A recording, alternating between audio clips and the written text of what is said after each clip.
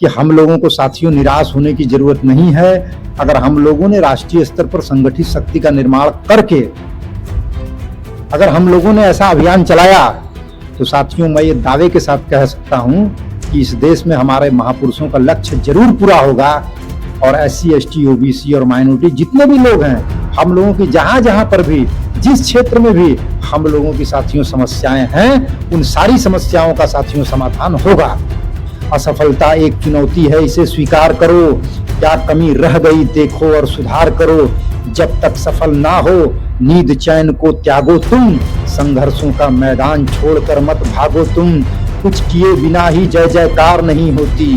कोशिश करने वालों की कभी हार नहीं होती। कोशिश करने वालों की कभी हार नहीं होती। अगर साथियों आप अपने आप को समझाने में कामयाब हो गए, अगर आप अपने आप को समझाने में कामयाब हो गए, अगर कोई पत्थर है, पत्थर में अगर लगातार पानी की बूंद गिर रही है, टपक टपक टपक टपक टपक लगातार साथियों अगर पानी की बूंद गिर रही है तो एक दिन पत्थर में भी छेद हो जाएगा। क्योंकि दुश्मनों ने हमारे लोगों के दिमाग में इतना ज्यादा जातिवाद भर दिया है, इतना ज्यादा नफरत भर दिया है कि एक जाति दूसरे जाति के साथ बैठने के लिए तैयार नहीं होती है और एक आदमी दूसरे आदमी की तरक्की नहीं चाहता है, एक आदमी दूसरे आदमी की भलाई नहीं चाहता है। तो ये जो भावना दुश्मनों के द्वारा हमारे लोगों के मन मस्तिष्क में स्थापित की गई है, समझदारआदमी.com ये कोई संगठन नहीं है। आप लोग इसको याद रखिएगा। हमारे समाज में तमाम प्रकार के संगठन पहले से ही काम कर रहे हैं। वो लोग समाज में जागृति लाने का काम कर रहे हैं, जो कि एक सराहनीय काम है। हम लोग इसमें चंदा लेने का काम नहीं करते हैं। ये भी आप लोगों को ध्यान रखना चाहिए कि आप लोग जिस भी संगठन में जुड़े हुए हैं, आप लोग जिस भी पार्टी में जुड़े हुए हैं, वहां पर आप लोग जुड़े रहिए। अपने संगठन और अपने पार्टी को साथियों आप लोगों को छोड़ने की जरूरत नहीं है। आप लोग वहां पर अपना काम बढ़ाते रहिए।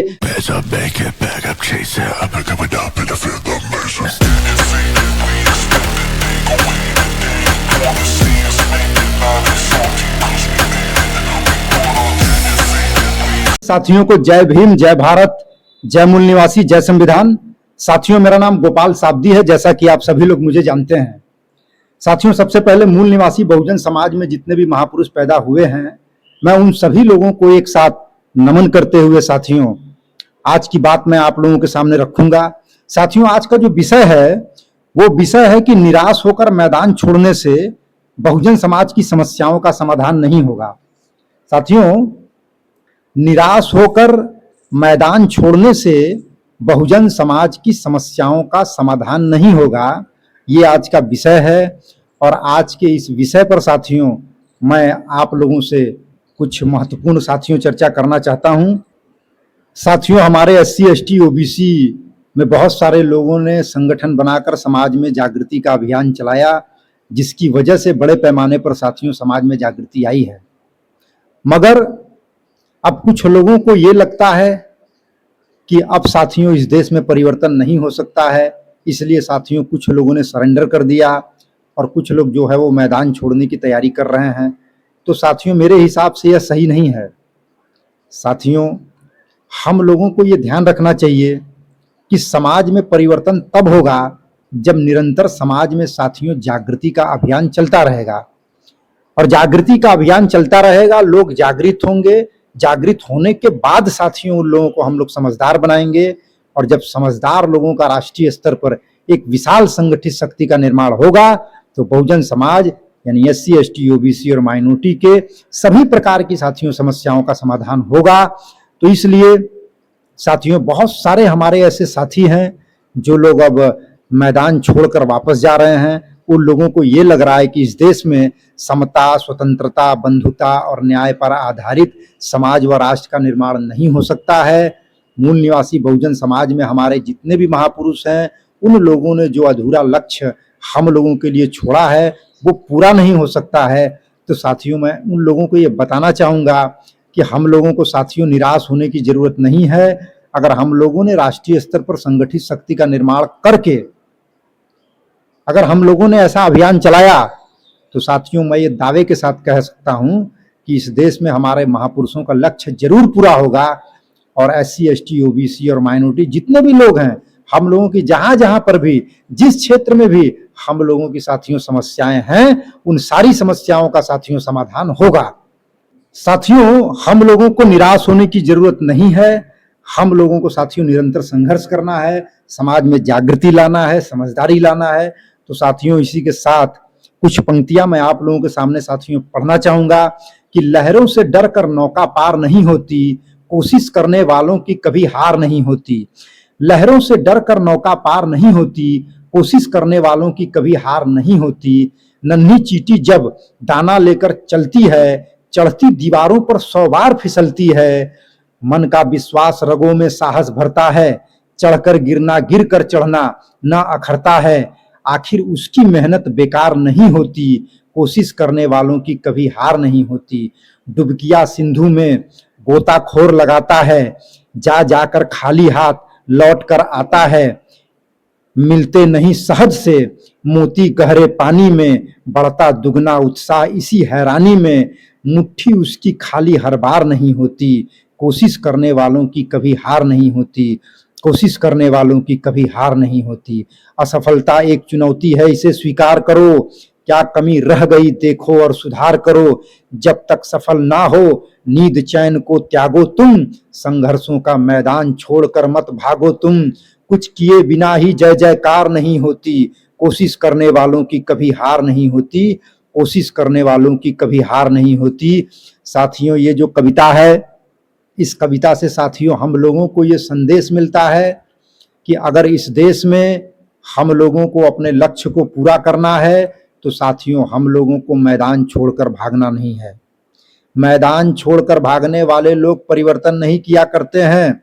हमारे महापुरुषों ने जब आंदोलन चलाया, अगर हमारे महापुरुषों ने मैदान छोड़ दिया होता, मैदान छोड़कर भाग गए होते हैं, तो शायद जो अधिकार आज भारत के संविधान में हम लोगों को मिला है, शायद वो सारा का सारा अधिकार इस देश में SC ST OBC और माइनॉरिटी के लोगों को नहीं मिलता। इसलिए साथियों, मैं आप लोगों से ये अपील करना चाहता हूं कि निरंतर हम लोगों को समाज में जागृति लाने का काम करना है। और साथियों, जागृति के साथ साथ हम लोगों को समझदारआदमी.com में सभी लोगों को जोड़ना है, ताकि एक राष्ट्रीय स्तर पर संगठित शक्ति का निर्माण किया जा सके, ताकि बहुजन समाज की प्रत्येक समस्याओं का समाधान किया जा सके। साथियों, इसके संदर्भ में साथियों मैं आप लोगों को कुछ बातें बताना चाहता हूं कि साथियों, जब भी इस देश में कोई परिवर्तन होता है तो परिवर्तन करने के लिए साथियों हम लोगों को बड़े पैमाने पर साथियों संघर्ष जारी रखना पड़ेगा, हम लोगों को छोड़ना नहीं पड़ेगा। तो साथियों, सबसे पहले मैं आप लोगों को बताऊं कि जब भी आप इस देश में संघर्ष करेंगे, आप चाहेंगे कि इस देश में समता, स्वतंत्रता, बंधुता और न्याय पर आधारित समाज व राष्ट्र का निर्माण हो, तो साथियों सबसे पहले आपका मन इस बात पर यकीन नहीं करेगा। सबसे पहले जो आपका मन है वो इस बात पर यकीन नहीं करेगा। सबसे पहले आपकी जो लड़ाई होगी वो अपने मन से होगी, अपने आप से लड़ाई होगी। एक आपका मन कहेगा कि इस देश में समानता कायम हो जाएगी, सबको अधिकार मिल जाएगा, लेकिन एक मन ये कहेगा कि नहीं, ऐसा नहीं हो सकता है। अगर साथियों आप अपने आप को समझाने में कामयाब हो गए, अगर आप अपने आप को समझाने में कामयाब हो गए कि इस देश में SC ST OBC में जितनी भी जातियां हैं, चमार, धोबी, अहिर, खटिक, गडरिया, पासी, जाट, गुर्जर, कुर्मी, गडरिया, जो भी जितनी भी जातियां हैं, सारे लोगों के साथ हम लोगों को भाईचारा बनाना है। अगर साथियों आपने अपने आप को तैयार कर लिया तो साथियों अब मैं दूसरी बात बताना चाहता हूं, जब आप खुद को तैयार कर लेंगे तो फिर आपका परिवार आपका विरोध करेगा। क्योंकि जो बातें, जो गहराई की बातें साथियों आपको समझ में आई है, हो सकता है कि वो गहराई की बात साथियों आपके परिवार को समझ में न आए। तो इसके लिए साथियों आपको अपने परिवार को भी तैयार करना पड़ेगा। अगर आपने किसी तरीके से अपने परिवार को तैयार कर लिया तो उसके बाद साथियों जिस समाज को, तीसरे नंबर की बात यह है कि जिस समाज को या जिस समाज की भलाई के लिए आप ये आंदोलन चला रहे हैं, सबसे पहले वही समाज आपका विरोध करेगा। यह आंदोलन का सिद्धांत है, क्योंकि जिस समाज को की भलाई के लिए आप आंदोलन चला रहे हैं, उस समाज के अंदर अभी उतनी समझ नहीं है कि वो इस बात का एनालिसिस कर सके कि ये मेरे फायदे के लिए आंदोलन चलाया जा रहा है, समाज की भलाई के लिए आंदोलन चलाया जा रहा है। उसका कारण है, उसका कारण ये है कि साथियों भारत में जाति का भी फैक्टर है। एक जाति दो जो है वो दूसरे जाति की बात नहीं मानना चाहती है, या एक जाति जो है वो दूसरे जाति के नेतृत्व में काम नहीं करना चाहती है, ये भी फैक्टर है। तो इसकी वजह से क्या होता है कि लोगों को ये लगता है कि हमारे भलाई का काम नहीं चल रहा है।